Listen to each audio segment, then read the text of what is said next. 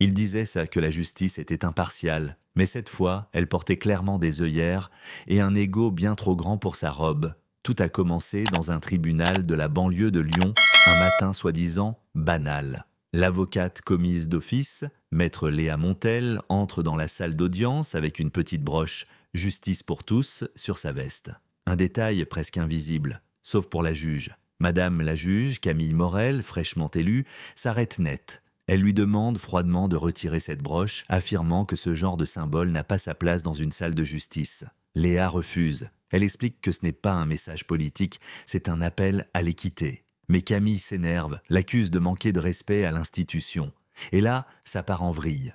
Devant tout le monde, la juge la fait escorter hors de la salle. La vidéo fuite, devient virale, et contre toute attente, au lieu de sombrer, Léa devient une figure publique. Quelques mois plus tard, c'est elle qui se présente aux élections.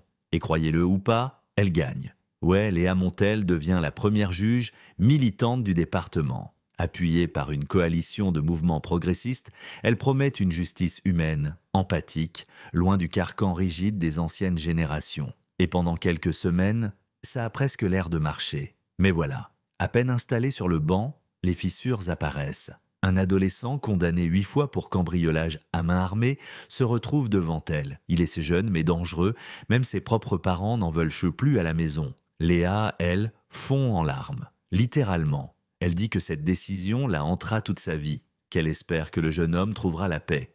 Et elle lui donne une peine minimale. Dans la salle, silence glacial. Et derrière les portes du tribunal, ça commence à gronder. Mais c'est pas fini. Le vrai tournant arrive avec une autre avocate, maître Sophie Renaudin. Une femme calme, méthodique, respectée, blanche et surtout, ancienne collègue de Léa au service public. Il y avait déjà des tensions entre elles, mais là c'est l'explosion. Lors d'un procès banal pour vol de voiture, Léa coupe Sophie en pleine plaidoirie, la rabaisse devant le jury, lui dit qu'elle est trop payée pour être aussi inefficace. Et puis, elle va trop loin. Elle l'accuse publiquement d'avoir une liaison avec son propre client.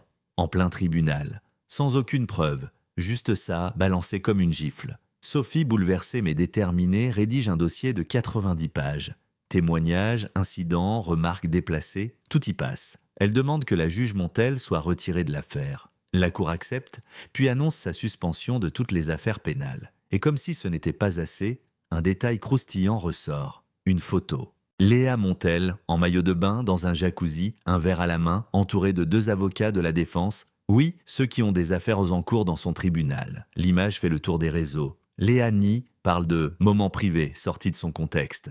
Mais trop tard. La confiance est brisée. La scène finale, Sophie sort du tribunal, droite, le regard clair, avec son client enfin jugé équitablement par un autre magistrat. En face, dans une voiture aux vitres teintées, Léa regarde, seule, immobile, perdue dans ses pensées, peut-être en train de réaliser que la justice, ce n'est pas une scène pour son ego. Mais la vraie question reste, cette juge était-elle une erreur de casting ou un symptôme d'un système trop politisé? Est-ce que militer pour la justice donne le droit d'en bafouer les règles? À vous de me le dire. Commentez ci-dessous, est-ce qu'on peut vraiment séparer la justice des convictions personnelles? Est-ce que Léa Montel mérite une seconde chance? Ou sa chute est-elle la leçon dont notre société avait besoin? Si cette histoire vous a fait réagir, likez, partagez, abonnez-vous et surtout, dites-moi ce que vous auriez fait.